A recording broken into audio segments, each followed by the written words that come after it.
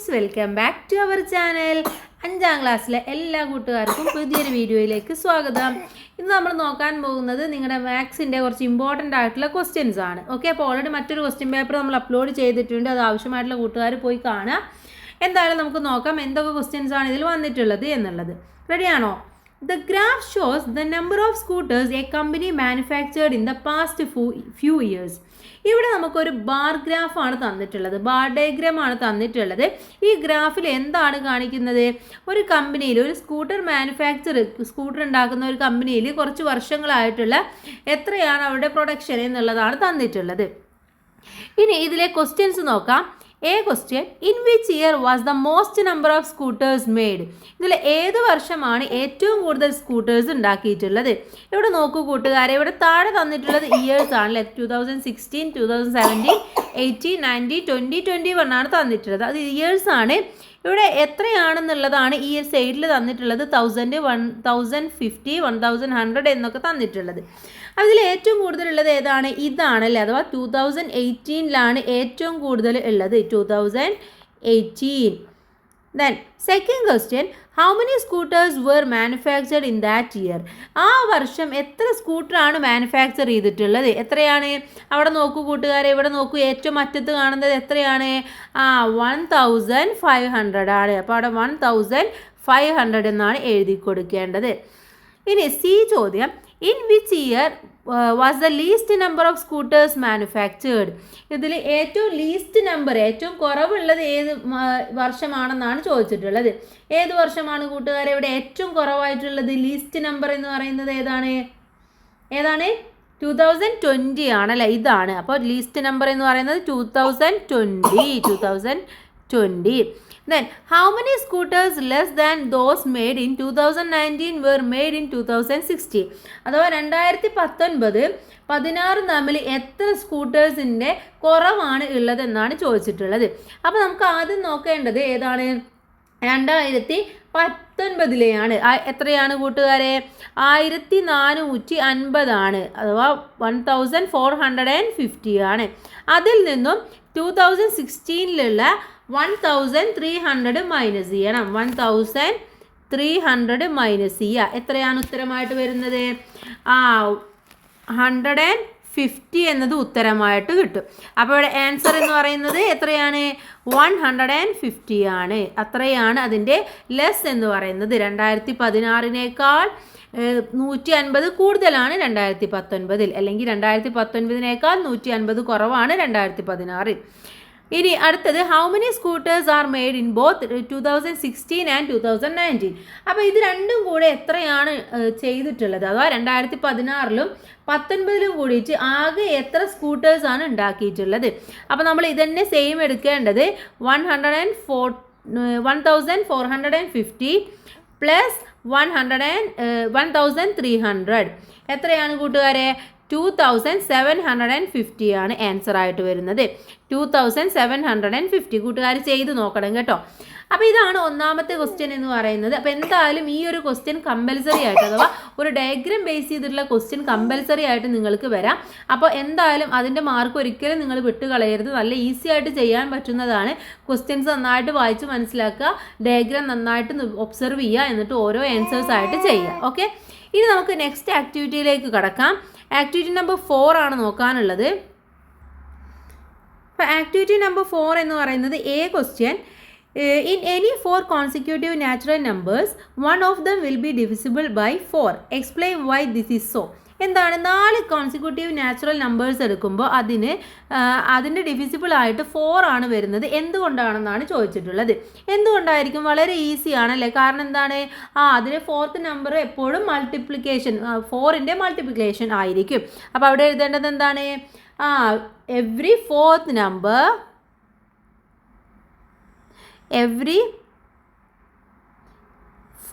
number is a multiply by 4. 4 കൊണ്ട് multiply, അത് 4ൻ്റെ മൾട്ടിപ്ലിക്കേഷൻ ആയിരിക്കും. ബി ചോദ്യം, find which of the number below are divisible by 2, 4, 5 or 10. For the others, find the remainder or division by each of these. എന്താണ് ഇവിടെ ചോദിച്ചിട്ടുള്ളത്?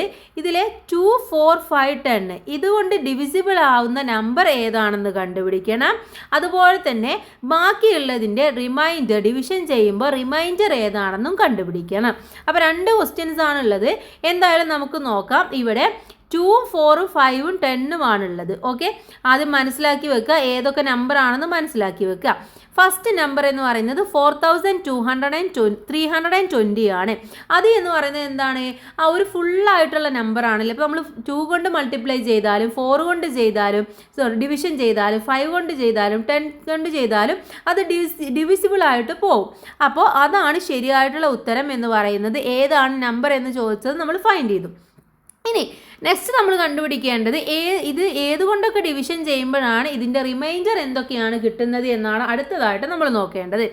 Next number എന്ന് പറയുന്നത് 4321 ആണ്. ഓക്കെ, അപ്പോൾ 4321 നമ്മൾ ഓരോന്ന് വെച്ച് ചെയ്യുമ്പോഴും ഇപ്പോൾ എന്താണ് 2 വെച്ച് ചെയ്യുമ്പോഴും 4, 5 അതുപോലെ തന്നെ 10 ഇതൊക്കെ വെച്ച് ചെയ്യുമ്പോൾ നമുക്ക് എന്താണ് 1 എന്നുള്ളത് കിട്ടും. അപ്പോൾ ഒരു റിമൈൻഡർ നമുക്ക് കിട്ടി. ഏതാണ് കൂട്ടുകാരെ? 1 എന്നുള്ള റിമൈൻഡർ നമുക്ക് കിട്ടി. ഓക്കെ, ദെൻ നെക്സ്റ്റ് വൺ എന്ന് പറയുന്നത് ഏതാണ് നമ്പർ എന്ന് പറയുന്നത്? 4000. ഓക്കെ, 4324 ആണ്. അത് നമ്മൾ 2ഉം 4ഉം വെച്ച് ചെയ്യുമ്പോൾ നമുക്ക് എന്താണ് ഫുള്ളായിട്ട് ഡിവിസിബിൾ ആയിട്ട് പോകും. ഓക്കെ, ഫുള്ളായിട്ട് ഡിവിസിബിൾ ആയിട്ട് പോകും. പിന്നെ ഉള്ളത് 5 ആണ്. 5 വെച്ച് ചെയ്യുമ്പോൾ അവിടെ കിട്ടുന്നത് ഏതാണ്? 4 നമുക്ക് കിട്ടും. ഓക്കെ, കാരണം എന്താണ് 20 ആണ് ലാസ്റ്റ് വരുന്നത് അല്ലേ? 4320 വരെ നമുക്ക് കംപ്ലീറ്റ് ആയിട്ട് ഡിവിസിബിൾ ആവും. പിന്നെ ഉള്ളത് ബാലൻസ് എന്ന് പറയുന്നത് 4 ആണ്. അപ്പോൾ അവിടെ 4 എന്നുള്ളത് ബാലൻസ് ആയിട്ട് അല്ലെങ്കിൽ റിമൈൻഡർ ആയിട്ട് വരും. ഇനി അടുത്തത് എന്ന് പറയുന്നത് 4324 നമുക്ക് 10 വെച്ചുകൊണ്ട് ഡിവിഷൻ ചെയ്യാം. അപ്പോഴും ഇവിടെ 20 കംപ്ലീറ്റ് ആയിട്ട് പോകും. ബാക്കി 4 തന്നെ ആയിരിക്കും ഉണ്ടാവുക. അപ്പോൾ ഇപ്പോൾ 2 റിമൈൻഡർ കിട്ടി. ഒന്ന് 1, മറ്റൊന്ന് 4. ഇത് രണ്ടും കിട്ടി. ഇനി ലാസ്റ്റ് നമ്പറാണ് നമുക്ക് നോക്കേണ്ടത്. ഏതാണ്? 4325 ആണ്. ഇതിനെ നമ്മൾ 2 വെച്ചിട്ട് ചെയ്യുകയാണെങ്കിൽ ഓക്കെ 2 വെച്ച് ചെയ്യുകയാണെങ്കിൽ എന്താണ് 25-ലെ 24 വരെ കംപ്ലീറ്റ് ആയിട്ട് പോകും അല്ലേ. പിന്നെ ബാലൻസ് എന്ന് പറയുന്നത് 1 മാത്രമാണ് ഉള്ളത്. അപ്പോൾ അവിടെ 1 എന്നുള്ളത് ബാലൻസ് കിട്ടും. അടുത്തത് നമ്മൾ ചെയ്യേണ്ടത് 4 വെച്ചിട്ടാണ്. 4 വെച്ച് ചെയ്യുമ്പോഴും എന്താണ് 24-ലെ 4 വരെ പോകും. ബാക്കി 1 ബാലൻസ് ഉള്ളത്. അപ്പോൾ ആ ഒരു ബാലൻസ് കിട്ടും. ഇനി 5 വെച്ച് ചെയ്യുമ്പോൾ എന്താണ് 25 ആണ്. അപ്പോൾ അവിടെ 5 ഡിവിസിബിൾ ആയിട്ട് കംപ്ലീറ്റ് ആയിട്ട് പോകും. പിന്നെ അടുത്തത് ചെയ്യേണ്ടത് 10 വെച്ചിട്ടാണ് ചെയ്യേണ്ടത്. 10 വെച്ച് ചെയ്യുമ്പോഴോ 20 വരെ പോവുള്ളൂ. ബാലൻസ് എന്ന് പറയുന്നത് അല്ലെങ്കിൽ റിമൈൻഡർ എന്ന് പറയുന്നത് 5 ആയിരിക്കും. അപ്പോൾ അടുത്ത നമ്പർ എന്ന് പറയുന്നത് അടുത്ത റിമൈൻഡർ എന്ന് പറയുന്നത് 5 ആണ്. അപ്പോൾ 1, 4, 5 ഇതൊക്കെയാണ് അവിടെ റിമൈൻഡർ ആയിട്ട് ഡിവിഷൻ വെച്ച് ചെയ്യുമ്പോൾ കിട്ടുന്നത്. ഓക്കെ, മനസ്സിലായില്ലേ? വളരെ ഈസിയാണ്. നമുക്ക് ഏതുവരെ പോകും എന്നുള്ളത് നെക്സ്റ്റ് നോക്കുക. എന്നിട്ട് ബാക്കി എത്ര റിമൈൻഡർ ഉണ്ടോ അതാണ് അവിടെ റിമൈൻഡർ ആണ് കൊടുക്കേണ്ടത്. അല്ലാന്നുണ്ടെങ്കിൽ കൂട്ടുകാർ കാൽക്കുലേഷൻ വഴി ചെയ്ത് നോക്കുകയും ചെയ്യാം. ഓക്കെ, ഇനി ഇതിലെ സി ചോദ്യം, which of the following is divisible by 100? 100ൻ്റെ ഡിവിസിബിൾ ആയിട്ട് വരുന്നത് ഏതാണ് കൂട്ടുകാരെ? 1891, 2148, 800, 5825. ഇതിലെ ആൻസർ എന്ന് പറയുന്നത് 800 ആണ്. ഇനി 5th ക്വസ്റ്റ്യൻ ആണ് അടുത്തതായിട്ട് നമുക്ക് നോക്കാനുള്ളത്. Ravi travelled by train from Kozhikode in January 1st at 9:15 and reached Thiruvananthapuram at 12:45. എന്താണ്? രവി കോഴിക്കോട് നിന്നും തിരുവനന്തപുരത്തേക്ക് യാത്ര ചെയ്തു. ജനുവരി 1-ാം തീയതി 9:15 യാത്ര ചെയ്തിട്ട് 12:45 തിരുവനന്തപുരത്ത് നെക്സ്റ്റ് ഡേ ആണ് എത്തിയത്. On the next day he travelled from Thiruvananthapuram at 16:20 and reached Kozhikode at 21:15. Okay, അഥവാ 16:20 എന്ന് പറയുമ്പോൾ 4:20 തിരുവനന്തപുരത്ത് നിന്നും തിരിച്ചത്. കോഴിക്കോട് എത്തിയത് 21:15. 21:15 പറഞ്ഞാൽ 8:15 എത്തിയത്. ചോദ്യം, how much time did Ravi take to reach Thiruvananthapuram from Kozhikode? തിരുവനന്തപുരത്ത് നിന്ന് കോഴിക്കോട് എത്താൻ എത്ര സമയം എടുത്തു എന്നാണ് നമ്മൾ ആദ്യമായിട്ട് കാൽക്കുലേറ്റ് ചെയ്യേണ്ടത്. ഓക്കെ കൂട്ടുകാരെ, അപ്പോൾ ഇവിടെ കോഴിക്കോട് നിന്ന് എപ്പോഴാണ് ഇറങ്ങിയത്? 9:15 പോകുന്നത് അല്ലേ.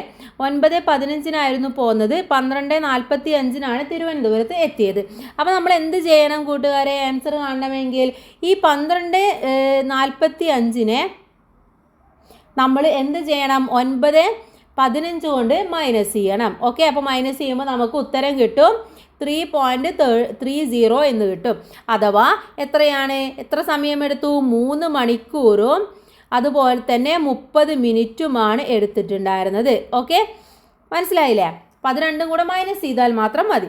ഇനി അടുത്തത്, what is the time take to travel from Kozhikode to Thiruvananthapuram? എന്താണ്, കോഴിക്കോട് നിന്ന് തിരുവനന്തപുരത്തേക്ക് എത്ര സമയം എടുത്തു എന്നാണ് അടുത്തതായിട്ട് നമ്മൾ നോക്കേണ്ടത്. ഓക്കെ, കോഴിക്കോട് നിന്ന് തിരുവനന്തപുരത്തേക്ക് എത്ര സമയം എടുത്തു? എത്രയായിരുന്നു എടുത്തിട്ടുണ്ടായിരുന്നത്? 21:15 അവരെവിടെ എത്തിയത്? കോഴിക്കോട് എത്തിയിട്ടുണ്ടായിരുന്നത്. ഓക്കെ, അപ്പോൾ എന്ത് ചെയ്യണം നമ്മൾ? 21:15 എത്തിയത്. അവർ 16:20 അവിടുന്ന് പോകുന്നത്. ഓക്കെ, അപ്പോൾ ഇത് രണ്ടും കൂടെ എന്ത് ചെയ്യണം? മൈനസ് ചെയ്യണം. അപ്പോൾ ഉത്തരം എന്ന് പറയുന്നത് 4:55 എന്ന് കിട്ടും. അഥവാ അവർക്ക് 4 മണിക്കൂറും അതുപോലെ തന്നെ 55 മിനിറ്റുമാണ് എടുത്തിട്ടുണ്ടായിരുന്നത്. Okay, then how much time did he take for the to and from journey by train? അപ്പോൾ ആകെ മൊത്തം ഈ ജേണിക്ക് എത്ര സമയമാണ് എടുത്തിട്ടുണ്ടായിരുന്നത് എന്നാണ് ചോദിച്ചിട്ടുള്ളത്. അപ്പോൾ അതെന്ത് ചെയ്യണം നമ്മൾ? ഈ 4:55 അതുപോലെ തന്നെ അതിൻ്റെ കൂടെ 3:30 കൂടെ കൂട്ടി നോക്കുക. എത്രയായിരിക്കും? 8:22 എന്ന് ഉത്തരം കിട്ടും. Okay, sorry,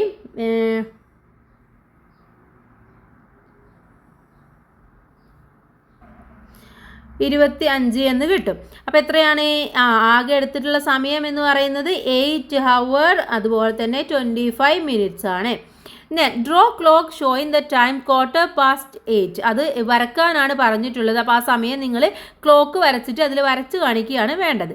then which of the following time is equal to 15.40 അഥവാ 15:40 എന്നുള്ളതിന് ഈക്വൽ ആയിട്ടുള്ള സമയം എന്ന് പറയുന്നത് ഏതാണ്?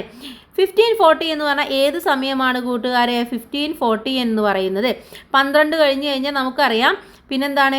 1, 2, 3 അല്ലേ? 12 കഴിഞ്ഞാൽ 13, 14, 15. 15 എന്ന് പറയുമ്പോൾ 3 മണിയാണ്. അതിനാണ് ഈക്വൽ ആയിട്ടുള്ളത്. അപ്പോൾ ഇവിടെ ആൻസർ എന്ന് പറയുന്നത് ഏതാണ്? 5:40 AM, 5:40 PM, 3:40 AM, 3:40 PM. നമുക്ക് ഉത്തരം കിട്ടി ഏതാണ്? 3:40 ആണെന്ന് ഉത്തരം കിട്ടി.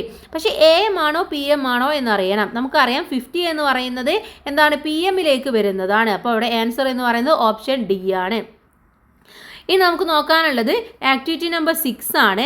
Which part of the given below pictures R shaded? ഇവിടെ എന്താണ്? ഇവിടെ 2 പിക്ചേഴ്സ് കൊടുത്തിട്ടുണ്ട്. അതിൻ്റെ ഏത് പിക്ചേഴ്സാണ്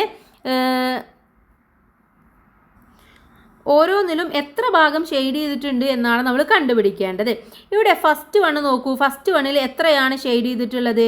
1, 2, 3, 4, 5, 6, 7, 8. 8 ഭാഗങ്ങളാണുള്ളത് അല്ലേ? 8 ഭാഗങ്ങളാണുള്ളത്. അതിൽ 2 ഭാഗം ഷെയ്ഡ് ചെയ്തിട്ടുണ്ട്. ഇവിടെ നോക്കൂ. ഇവിടെ 1, 2, 3, 4, 5, 6, 7, 8. 8 ഭാഗം തന്നെയാണുള്ളത്. അതിൽ 1, 2, 3, 4 ഭാഗം ഷെയ്ഡ് ചെയ്തിട്ടുണ്ട്. അതോ ഒന്നാമത്തേത് 2/8 രണ്ടാമത്തേത് 4/8 Then B ചോദ്യം, how do we write 6.375 kilometers in fraction form? ഇതിനെ എങ്ങനെയാണ് നമ്മൾ ഫ്രാക്ഷൻ ആക്കി എഴുതേണ്ടത് എന്നാണ് ചോദിച്ചിട്ടുള്ളത്. വളരെ സിമ്പിളാണ്. നമുക്കറിയാം ഫ്രാക്ഷൻ ആക്കി എഴുതുമ്പോൾ നമ്മൾ എന്ത് മാത്രം ചെയ്താൽ മതി? ഈ നമ്പറിനെ ഒരേപോലെ എഴുതിയാൽ മതി. അഥവാ 6,375 ഡിവൈഡഡ് ബൈ എത്രയാണ്? 1000 എന്ന് കൊടുത്താൽ മതി. ദെൻ നെക്സ്റ്റ് വൺ എന്ന് പറയുന്നത് how did we write this kilogram and grams? ഇതിന് എങ്ങനെയാണ് കിലോഗ്രാംസിലും ഗ്രാംസിലും എഴുതേണ്ടത്? ഈ പോയിന്റിൻ്റെ അപ്പുറമുള്ളത് എന്താണ്? കിലോഗ്രാം ആണ്. അഥവാ 6 കിലോഗ്രാം ആണ്. 6 kg ആൻഡ് എത്രയാണ്? 375 എന്ന് പറയുന്നത് ഗ്രാംസ് ആണ്. Okay, the last question, how we rate this in grams? ഇതെങ്ങനെയാണ് ഗ്രാംസിൽ എഴുതേണ്ടത്? ആ പോയിന്റ് മാറ്റി കൊടുത്താൽ മാത്രം മതി. 6,375 ഗ്രാംസ് ആണ്. ഓക്കെ, അപ്പോൾ ഇത്രയുമാണ് ഇമ്പോർട്ടൻ്റ് ആയിട്ടുള്ള ക്വസ്റ്റ്യൻ എന്ന് പറയുന്നത്. അപ്പോൾ ഇത്രയും ഭാഗങ്ങൾ കൂട്ടുകാർ നന്നായിട്ട് വായിച്ച് മനസ്സിലാക്കി വെക്കുക. നന്നായിട്ട് മാർക്ക് സ്കോർ ചെയ്യുക. എല്ലാവർക്കും നല്ല മാർക്ക് തന്നെ കിട്ടട്ടെ. All the best. Thanks for watching.